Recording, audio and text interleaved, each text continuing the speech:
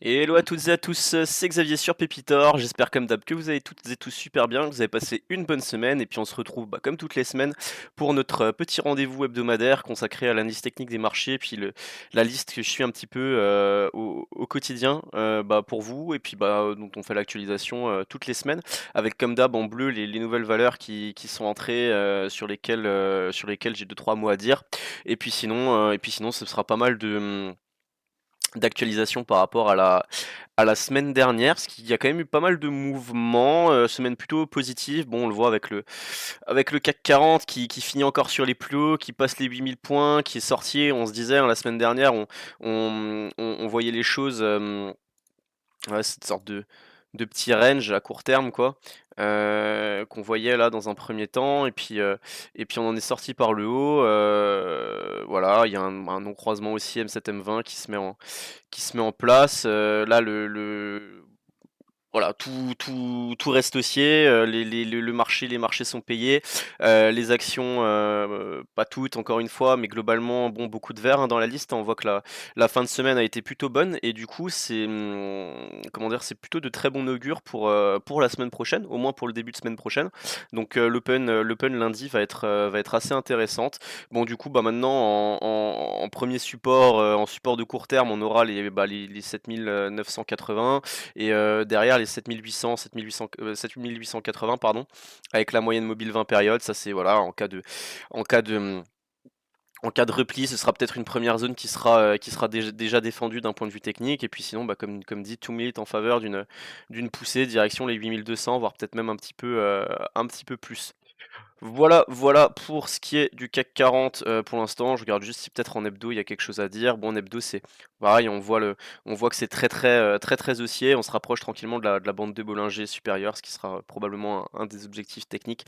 Euh, qu'on va pouvoir regarder et qui souvent fonctionne très bien avec le CAC 40. On voit ici là la bande inf qui fait support, ici elle a fait support aussi, ici elle a aussi fait support, là elle a fait résistance, ici aussi plus ou moins, et là on est en train d'accélérer de nouveau pour venir toucher cette bande de Bollinger. Donc ça pourrait être voilà les 8100, peut-être un petit peu plus avec la semaine prochaine, parce qu'elle sera un petit peu plus haute la semaine prochaine. 8150 pourrait être l'objectif de la semaine prochaine. Allez, au niveau des titres, on commence tout de suite avec Fermentalg. Alors, bon, il n'y a pas grand chose de neuf depuis la semaine dernière, si ce n'est que là, on voit que la zone, le titre est en train de trouver une zone un petit peu une première zone de support court terme, là, entre les 0,50, les 0,47, pardon, 0,48 et 0,53, avec en même temps la MM200 au milieu. Voilà, donc on est en train de construire un bottom. Là, l'idée, ça va être de voir si on arrive à stabiliser dans cette zone en attendant que la moyenne mobile 20 périodes rebaisse et s'aplatisse à nouveau pour qu'elle soit plus facile à passer, pour qu'on ait des bonnes probabilités de réussir à se relancer derrière. Parce que là, pour l'instant, si on revenait à rebondir fortement, elle ferait résistance et pas support. Donc l'idée, ça va être ça sur Fermentalg. Après, on peut tenter quelque chose si les cours revenaient sur 0,51, 0,52, pourquoi pas. Il faudra faire attention à pas casser les 0,48, 0,49, sinon il y aurait de grandes chances derrière qu'on ouvre la voie au 0,41, 0,42. Metavisio, ouais, un petit peu la même chose que Fermental, plus ou moins. Le titre, on se disait, était revenu fermer son gap là la semaine dernière. Enfin la semaine dernière, il y a 2 semaines, on avait testé la même 200 aussi. Ce qui est intéressant, c'est que je me demande si là maintenant, à vue d'œil, si on pourrait peut-être pas tracer une sorte de support oblique haussier comme ça. Quasiment, quasiment. Bon, c'est pas parfait, mais en tout cas, il y a peut-être quelque chose qui est en train de se mettre en, ou alors au moins comme ça, voilà. Il y a quelque chose qui est en train de se mettre en place là, je pense, comme ça, tac, voilà. Je vois bien le titre évoluer dans cette figure-là. En plus, en daily, c'est assez intéressant parce qu'on reprend la M20 qui est en train de repartir. On a bien rebondi sur la M7, sur la M200. On a des bandes de Bollinger Sup qui est en train de repartir à la hausse. Donc là, théoriquement, si le cours repartait, on aurait plus de facilité à potentiellement sortir cette bande de Bollinger plutôt que l'inverse. Et là, si on voulait jouer un retour sur le haut de la figure, ça ferait quand même un objectif en prenant maintenant Bon, je suis pas fan parce que le support reste assez loin, mais ça peut quand même se tenter en anticipation pour viser voilà plus 20, pour viser plus 21, plus 22% direction 1,55 et puis après si 1,55 saute, bah il y aurait un gap à venir fermer à 1,65 et puis après il y aurait ce serait faudrait viser un retour sur cette grosse zone des 2,20 € qui avait été pas mal travaillée là début janvier. Voilà pour MetaVisio. Ensuite, Esker, un titre que ça fait extrêmement longtemps qu'on n'a pas parlé. Moi, j'aime beaucoup. Alors, en plus, c'est un swing qui a été proposé, enfin que j'ai proposé dans le salon MTT. Je vais vous expliquer tout de suite le plan. Et bon, je pense que c'est une valeur qui vraiment a beaucoup de potentiel. Bah déjà parce que bon, on le voit assez clairement. On sort on vient clairement de faire un gros breakout d'une belle, d'un beau canal en fait. Donc là, à moyen terme, l'objectif ce serait de reporter le canal, la hauteur du canal à la hausse, donc ça nous donnerait à vue d'œil un truc, allez on va dire les 235. Ça nous donnerait un objectif à 235 là à la louche, à peu près 230-235. Donc depuis maintenant encore une hausse potentielle d'une trentaine de pourcents en termes de purement en reportant juste la hauteur du canal. Et en fait, bah, c'est un petit peu ce que j'ai voulu jouer. J'ai partagé le trade dans le salon MTT. En fait, j'ai vu ça faisait longtemps que j'avais pas vu le titre. Et puis la bougie de lundi était extrêmement intéressante. Du coup, je me suis dit tentative avec un petit peu des volumes. Nouvelle tentative. En plus, on sortait de la bande de Bollinger. Donc là, je me suis dit qu'il y avait quelque chose qui allait qui allait se tenter sur le titre. Et du coup, j'ai posé un ordre. On aurait pu l'avoir peut-être un petit peu plus bas sur le retour sur les mêmes sets, mais peut-être que si ce retour n'avait pas eu lieu, j'aurais été un peu, j'aurais eu l'air bête et ça aurait été dommage. Donc j'ai préféré essayer de jouer cette accélération au-dessus de la bande de Bollinger. Donc j'ai posé au prix. Là, sur les 166,7, je crois, ou 166,8. Donc, c'est un titre qui, bah, du coup, ouais, il est reparti. On prend 8% sur le trade en 3 séances. Donc, c'est plutôt pas mal. Et vous voyez, on sort de ces bandes de Bollinger avec des gros volumes. On accélère à la hausse. Donc, là, pour moi, il y a vraiment un. Alors, à très court terme, je pense que le potentiel est un petit peu déjà assez. Comment dire assez. Euh, Réduit parce que en plus sur le trade que j'ai proposé, je crois que je l'ai plus exactement en tête, faudrait que je reprenne, mais on visait les 182 en premier objectif, donc on les a quasiment tapé vendredi là. On a fait un plus haut à 181,9. Donc à court terme pour moi l'objectif hein, voilà c'était de revenir sur cette aux alentours de cette mèche. Pourquoi je sais pourquoi. Voilà. C'était ça l'objectif. Peut-être qu'on peut viser un peu plus haut sur les 190 à très court terme. Voilà. Par contre, moi maintenant, ce que je vais vraiment chercher à observer sur le titre, c'est bon. On est dedans. Je pense qu'à court terme, le potentiel est du coup assez limité là maintenant, pardon. Euh, voilà. C'est à titre de sous surveillance. Moi, ce que je vais chercher à observer sur le titre, si on n'est pas dedans, ce serait plutôt bah, une consolidation, un pullback un pullback sur la zone de breakout, aux alentours des 168-169, ça pourrait être excellent pour se positionner. Voilà, moi c'est comme ça que je visualiserai le plan maintenant. Si on n'est pas dedans et du coup viser plus quelque chose de moyen terme avec le graphe hebdo qui est très bon, donc croisement aussi M7 M20, les prix qui sortent des bandes de Bollinger à la hausse qui cassent la MM200. Voilà, donc pas mal d'indicateurs très positifs sur Esker, un titre qui voilà qui en fait a fait ses phases d'ascension, sa phase de baisse, sa phase de neutralisation et qui est en train qui est en train de repartir fortement à la hausse, donc c'est plutôt très positif. Et je pense que c'est un titre qu'il va falloir garder sous surveillance bah, ces prochains temps parce que bah, si on imaginait quelque chose, une reprise au prorata de la baisse en sortie de range, ça pourrait, même si on, si on envisageait pourquoi pas que le titre à terme veuille retourner sur ses plus hauts, ça ferait quand même un objectif de 100% à viser ces prochains mois. Donc pourquoi pas, enfin voilà, pour moi c'est assez évident qu'il faut s'intéresser au titre et qu'il faut le suivre ces prochaines semaines par rapport à à l'analyse technique et au graphique, même en mensuel, c'est très propre aussi. En mensuel aussi, on voit, on est en train de sortir tranquillement des bandes de Bollinger. On verra ce que ça dit fin du mois. Mais en tout cas, une config vraiment qui a tout, qui est très belle sur une unité de temps plus courte, journalière, et qui en même temps fait apparaître beaucoup de potentiel sur des unités de temps plus longues. Et généralement, c'est ce qui vient renforcer un petit peu le signal, la fiabilité de ce signal-là. La pertinence de ce signal-là, c'est d'avoir des indicateurs qui disent la même chose sur plusieurs unités de temps et sur des unités de temps longues, justement. Voilà pour Esker. Ensuite, Neolife, bon, bah, c'est juste pour dire que voilà, il y avait peut-être quelque chose à tenter, là, un petit rebond la semaine dernière, on a cassé c'est dommage, on est en train de casser ce gros trend là, cette grosse trend line, ce gros support oblique haussier, et clairement, bon, bah là, l'objectif baissier, ça va être le prochain support, ce serait un retour sur les 0,55, 0,56 si ça peut, enfin 0,055, 0,56 si ça peut intéresser certains d'entre vous. SO, c'est toujours magnifique, très beau non-croisement aussi, M7, M20 en cours. Seul bémol là, sur le titre à court terme, c'est que la bande de Bollinger Sup est pas très bien orientée.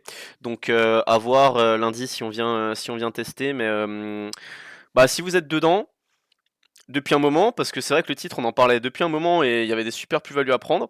On en, on parlait de cette sortie-là, on parlait de la sortie du canal ici, on parlait du breakout des 55 euros. Donc sûrement que certains d'entre vous sont encore dedans.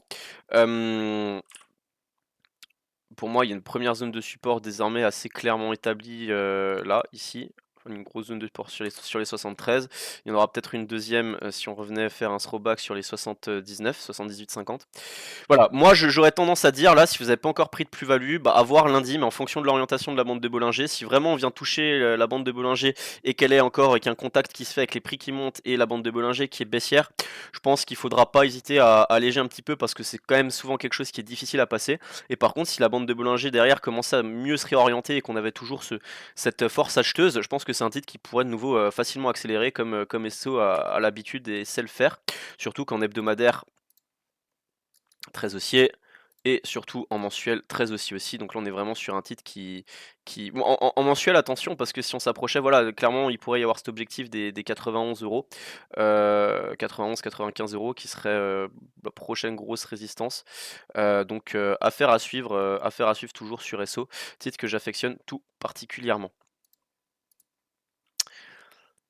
Ensuite, Reworld Media. Reworld Media qui s'était fait, on s'était fait très peur là sous support. En fait, on avait une sorte de fausse cassure de la figure et puis depuis le titre a bien réussi à repartir.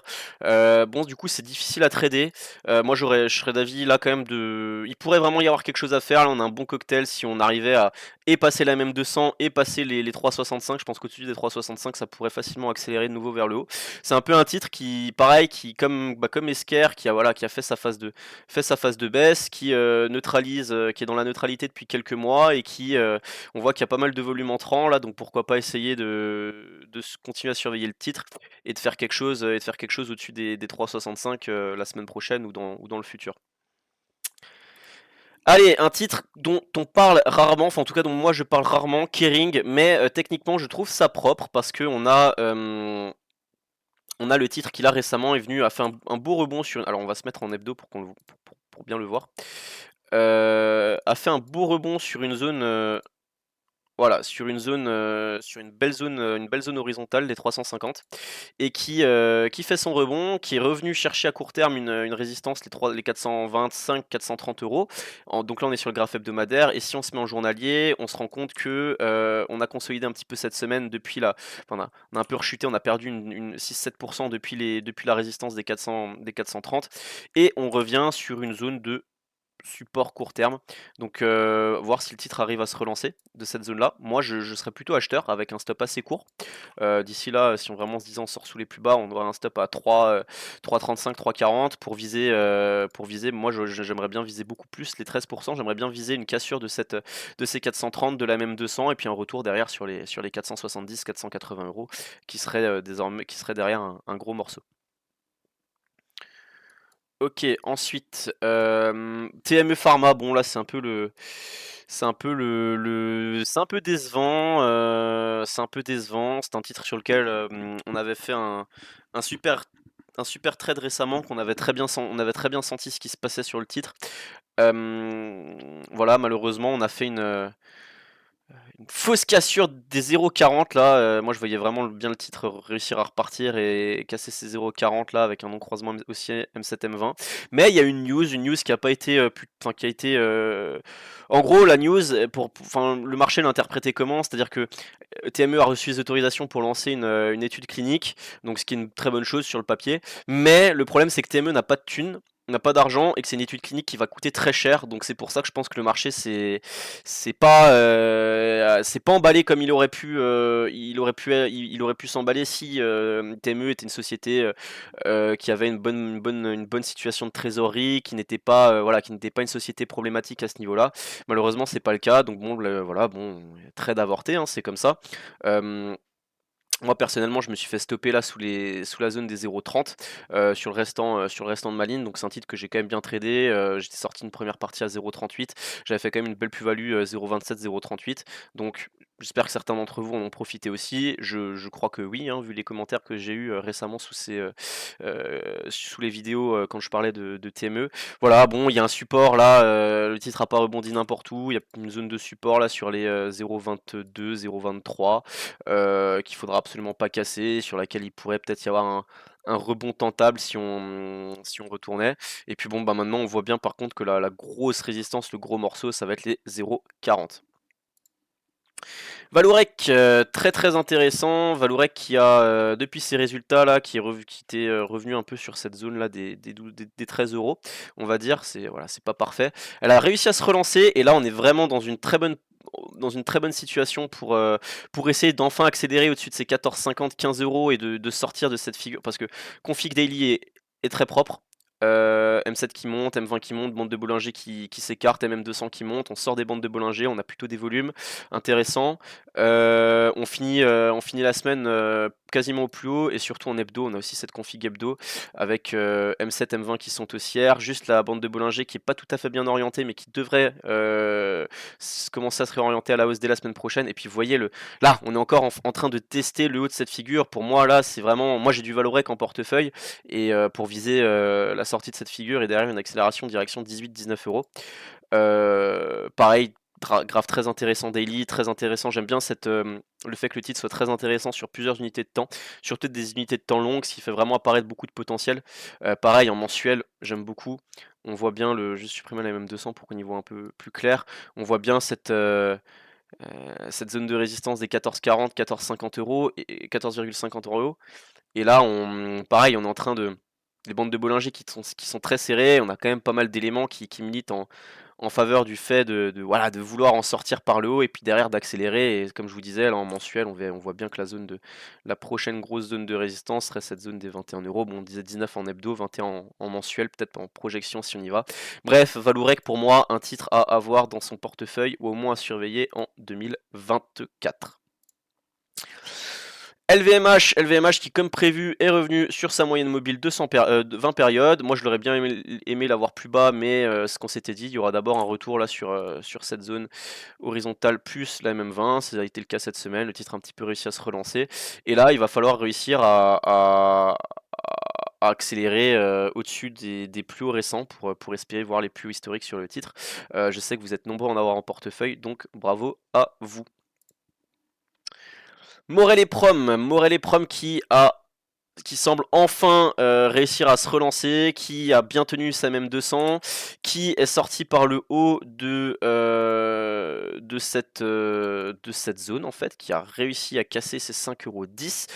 On accélère, là clairement si vous êtes dedans, l'objectif c'est les 5,50, 5,55 dans un premier temps, et puis après bon moi j'ai mis les 5,80, mais je pense qu'on pourra reviser plus sur le titre. Ce qui est intéressant c'est que je crois qu'en hebdo on fait une belle bougie, on reprend la même set, donc voilà on a vraiment un titre qui est en train de se retourner à court terme, sur lequel il y a pas mal de potentiel. Là l'idée si on n'est pas dedans, ça va être d'espérer une petite rechute, un petit throwback sur les MM7, MM20 et la zone qu'on vient de breaker des 5,10 €. Ça pourrait être pas mal pour derrière jouer une nouvelle phase, une nouvelle poussée à la hausse.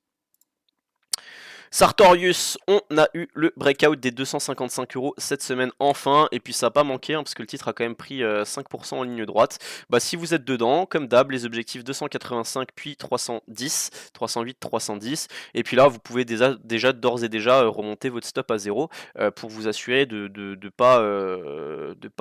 sortir en gain quasiment ou à zéro quasiment quoi qu'il arrive, sauf en cas de vraies mauvaises nouvelles et de gros gaps baissiers. C'est peu probable, mais sait-on jamais. En plus, je parle de peu de probabilité parce que, et pourtant, derrière, on a le contre-exemple, TEP, Téléperformance, pardon, Société du CAC 40, qui s'était déjà fait déglinguer il y a une dizaine de séances, qui là a publié des résultats sur le papier pas si dégueulasses que ça, mais ou plutôt que ça avait l'air d'être quand même assez connu par le marché, mais bon, les investisseurs ont décidé d'appuyer à la baisse. Le titre est venu casser ses plus bas, là, 95 euros, 95-96 euros. Voilà, il n'y a rien à faire sur le titre, faut attendre.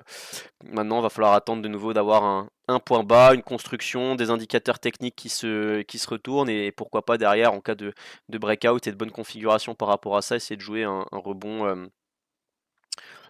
ou une reprise, enfin un mouvement haussier sur plus ou moins long terme. Claranova, qui est venu aussi, on en parlait, chercher cette bande de Bollinger là aux alentours des 2,27 €, qui a un petit peu réussi à rebondir, qui reprend sa MM7 qui reste toujours baissière, MM20 qui est en train de se retourner aussi à la baisse. Donc voilà, c'est un titre qui nous fait un petit peu là, qui nous fait un petit peu, qui l'a vu comme ça, je trouve, ressemble un peu à Morel et Prom dans le début de la phase de construction, de consolidation. Donc à voir si Claranova va nous faire un petit peu la même chose, tac tac, pour au final peut-être revenir direction sa même 200. On verra. En tout cas, pour moi, il faudrait vraiment réussir à reprendre la même set et peut-être casser. En fait, non, on a eu 3 points. Ouais, voilà, casser en fait les 2,41, 2,42 pour espérer revoir un rebond sur le titre et espérer se relancer sur les plus hauts récents. Voilà, c'est ce qu'il faut surveiller à très court terme. Après, sinon, en grosse zone de support, là, pour moi, il y aura. À la louche, hein, mais les 2,25, on a fait 2,27 cette semaine. Pour moi, la zone des 2,25, c'est une zone entre 2,20 et 2,30. En gros, c'est une zone de support intéressante. Valbiotis toujours sur son support des 4 €, 3,95, 4 €. Donc voilà, il n'y a rien d'autre à dire, hein. C'est juste, on est sur un gros support, donc configuration à surveiller. On sait qu'on aura un mouvement haussier à jouer. Si à un moment on arrive à casser par le haut, c'est 4,27 €. Et après, en anticipation, on peut toujours acheter 3,90, 4 € avec un stop assez court parce qu'il y a du gap à revenir fermer plus bas. Wavestone qui a parfaitement réussi à se relancer depuis la zone qu'on avait identifiée il y a 2-3 semaines. Donc là, le titre est bien reparti, consolide un petit peu à court terme, mais si on est dedans, bah, on se laisse tranquillement porter. On remonte son stop de protection au prorata. Moi, c'est souvent quelque chose que j'aime bien faire. Si le titre gagne, si le titre gagne 6, que vous n'avez pas une zone vraiment évidente sous laquelle placer votre stop, bah alors dans ce cas-là, vous remontez en fait au prorata toutes les semaines ou tous les 2-3 jours. Si le titre a pris 3%, vous remontez de 3%, etc. Ça permet un petit peu un stop suiveur en quelque sorte. Ça vous permet d'accompagner la tendance sans trop prendre de risques. Seule chose qui serait intéressante, c'est si le titre avait fait un point haut de très court terme ici et voulait faire une nouvelle touchette, un nouveau retour sur la zone des 55 €. Là, ça pourrait être très intéressant pour ceux qui n'étaient pas encore dedans. Elis, très intéressant aussi à suivre la semaine prochaine. On revient sur un gros support de court terme, la zone des 20 €, qui pour l'instant tient. J'imagine que le titre a dû publier des résultats qui ont fait que il y a eu quelques ventes là avec des gros volumes. Donc bon, tant qu'on tient le support, c'est plutôt positif. Si venait à lâcher, derrière, il faudrait viser un retour sur. Bah déjà, théoriquement, si vous êtes dedans depuis le point qu'on avait donné au-dessus des 19 €, normalement, vous avez déjà peut-être invalidé à court terme sous les 20-40, sous les 20-50, la ligne qui vous restait, hein, si vous avez déjà pris des plus-values. Et puis là, vous avez une première zone d'achat ou de renfort. Et sinon, si ça recassait par le bas, derrière, il faudrait viser un retour sur les 19 €, 19,20 € pour avoir un beau ratio gain-risque, une super zone de support sur un titre très haussier long terme et espérer une reprise de la hausse derrière et un swing intéressant à jouer sur le titre. Allez, et on termine la vidéo avec deux grosses valeurs du CAC 40. La première, Thales.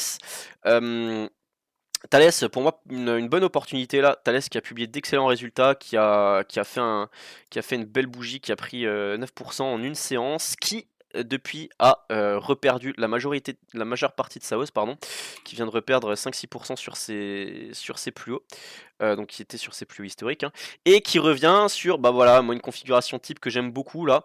Pour moi là, 143 euros la semaine prochaine, faut pas hésiter sur le titre. 143 euros et peut-être en dessous si vraiment voilà, peut-être en dessous si vraiment on avait envie de revenir sur 142, 141,50 142, faire une mèche basse. Mais moi je la vois vraiment bien tenir la MM7 là, il va y avoir un contact avec la MM7, je la vois vraiment bien tenir cette zone, réussir à rebondir et à repartir. Les résultats étaient vraiment excellents et c'est souvent ce qui se passe sur ce genre, dans ce genre de configuration. Et derrière viser vraiment une ascension direction 165, 170 à moyen terme.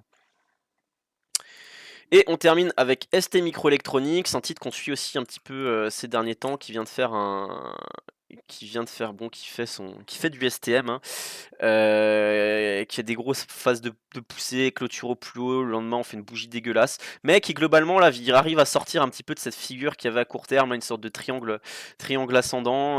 Bon, c'est pas très propre, mais l'idée est là, quoi. Et là, bah, pour moi, plutôt une opportunité d'achat sur la zone de breakout, plus la même 7 lundi. Là, les 40, voilà, 43,25 43,30 qui sont, à mon sens, une très belle zone pour espérer derrière une nouvelle poussée direction 46-47 et puis derrière peut-être direction les plus hauts. Voilà, ce sera tout pour cette semaine. Vidéo dans la norme, entre 25 et 30-35 minutes. Donc on est top niveau format avec 20 valeurs, enfin 19 valeurs plus le CAC 40. Comme d'habitude, j'espère que la vidéo vous aura plu, que vous avez pas mal de matière pour travailler vos plans et voilà, que vraiment ça vous apporte une plus-value. Je vous souhaite à tous de passer un excellent week-end. N'hésitez pas comme d'hab à lâcher un petit like, un petit commentaire pour le référencement de la chaîne, ça fait toujours plaisir. Voilà. Et puis bah je vous souhaite un excellent week-end et on se revoit, pardon, on se dit à la semaine prochaine. Allez, ciao ciao, c'était Xav sur Pépitor.